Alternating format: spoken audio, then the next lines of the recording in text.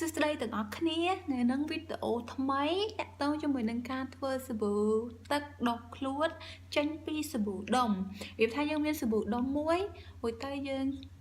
សាប៊ូដុំ1 2 3សាប៊ូដុំដែលយើងគិតថាវាមានក្លិនក្រអូបហើយយើងចង់ប្រើវាជាសាប៊ូទឹកដុសខ្លួនតែយើងត្រូវធ្វើយ៉ាងម៉េចតោះទៅមើលវីដេអូជាមួយគ្នាអូហើយខ្ញុំចង់បង្ហាញសាប៊ូទឹកដុសខ្លួនដែលខ្ញុំបានធ្វើនេះខ្ញុំបានធ្វើវាហើយខ្ញុំដាក់ក្នុងកំប៉ុងនេះគឺចេញពីកំប៉ុងសាប៊ូលាងដៃនេះសាប៊ូកំប៉ុងនោះគឺកំប៉ុងសាប៊ូលាងដៃប៉ុន្តែខ្ញុំប្រើអស់ហើយទៅខ្ញុំមិនមានកំប៉ុងណាដាក់ខ្ញុំយកដបនឹងយកមកដាក់មកហើយខ្ញុំយកវាប្រើជាសាប៊ូលាងដៃក៏បានជាយកមកជាសាប៊ូដុំដុសខ្លួនក៏បានដែរ Why so hard to talk? What's wrong with me?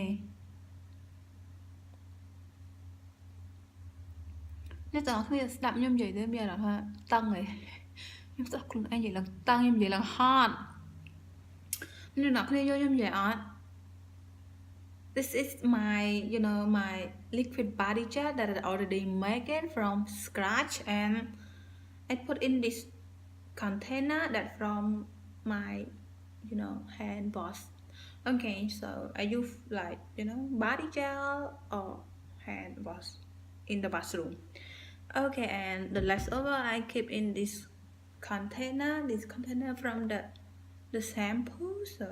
I just put it in and maybe put a sticker on and say body wash so nobody confused.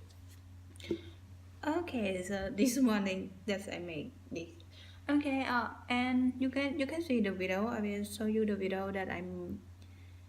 processing this liquid body wash from the body bar soap. Okay, and អ្នកទាំងអស់គ្នាពីថាមានសាប៊ូដុំដុសខ្លួនណាដែលទាំងអស់គ្នាស្រឡាញ់ក្លិនកាហ្វេអញ្ចឹងណាយកវាមកធ្វើជា body wash មកគឺស្រួលធ្វើអីពីថាយើងទិញសាប៊ូដុំដុសខ្លួនដុំវាមាន4 5អីអញ្ចឹងណាកន្លះឡូ1ឡូអីអញ្ចឹងមកតែយើងអត់ចង់ប្រើវាជាសាប៊ូដុំយើងចង់ប្រើជា liquid body wash យើងឆេកវាទៅធ្វើបានហើយអានេះខ្ញុំទិញមកហ្នឹងវាមាន3ខ្ញុំប្រើវាមួយឯងដើម្បីធ្វើសាប៊ូដុំទឹកដុសខ្លួនហ្នឹងនៅក្នុងមួយដុំហ្នឹងវាមាន3នេះមាន3អានេះគេដាក់ថា Pure and gentle with natural oil អ្នកទាំងអស់គ្នាដឹង Pure transparent soap This so very good for anybody want like the best soap base ពីព្រោះអីវាចាប់ពលាយដាក់វាចូលក្នុងទឹកក្តៅវាលាយជា liquid ហ្មងហើយល្អមែនតើហើយឡើង smooth ហ្មងណាអញ្ចឹងមកយើងចង់ធ្វើជាសាប៊ូដុំសាប៊ូទឹក cleanser លុបលាងមុខក៏បានជាសាប៊ូដុសខ្លួនសាប៊ូដុសដៃអីក៏បានដែរពីព្រោះអីវាលាយល្អមែនតើខ្ញុំទិញមកនេះ3ហ្នឹងខ្ញុំនៅសល់2លេសប្រហែលជានៅខ្មែរខ្ញុំហើយជាមាននៅតាម pharmacy យូកា pharmacy អ្នកនរគ្នាចូលទៅមើល any supermarket ប្រហែលជាគាត់មានហើយបើធ្វើ liquid ហ្នឹង liquid body wash ហ្នឹងអ្នកនរគ្នាអាចដាក់lavender oil ក៏បានដែរហើយ coconut oil ក៏បានដែរបើអ្នកចង់បានក្លិនប្រហែលនៅលើខ្លួនessential oil any oil ហ្នឹងខ្ញុំគិតថាអ្នកនរគ្នាអាចរកទិញបាននៅផ្សារទួលទំពង់គឺមានហើយខ្ញុំថ្ងៃមុនខ្ញុំដើរផ្សារថ្ងៃមុនដល់ពេលណារៀងយូរដែរណាយូរហើយមិនយូរប្រហែលទេ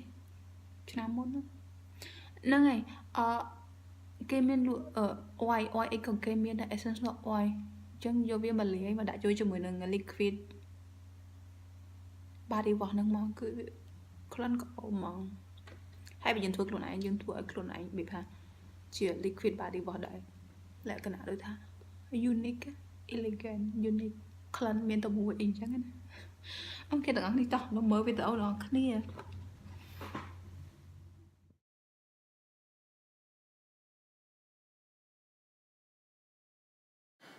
Okay នេះគឺជាសាប៊ូខ្ញុំមានប៉ាម្លឺដែលវាថាសល់ពីពេលមុនដែលខ្ញុំប្រើមិនតាន់អស់ហ្នឹងហើយជាមួយនឹង dose ដែលខ្ញុំប្រើមិនតាន់អស់ដូចគ្នាខ្ញុំយកពីរហ្នឹងយកមកលាយហើយជាមួយនឹងsoap base របស់ខ្ញុំដែលខ្ញុំយកមកប្រើឲ្យវារលាយចូលគ្នាទាំងអស់ហ្នឹងគឺ pure transparent soap អាពណ៌រាងលឿងហ្នឹងនឹងគេហៅថា soap base អូខេហើយខ្ញុំយកវាមកដោះ grade ទាំងអស់ហ្នឹងចូលគ្នាទាំងអស់មក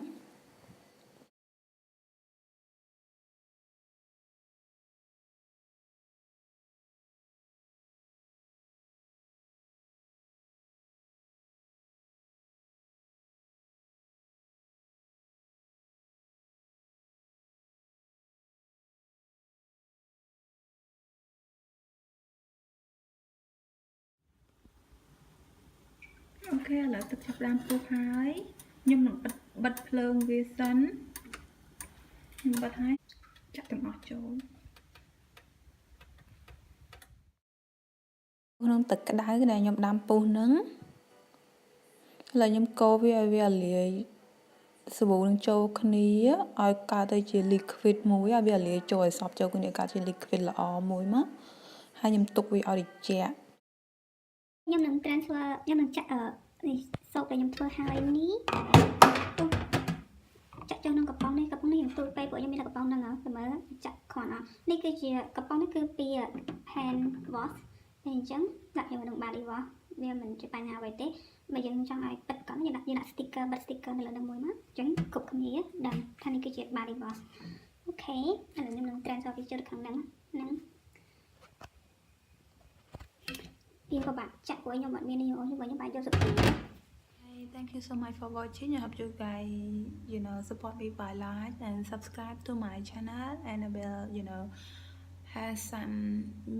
brand new video for you guys. I will see you guys in my next video.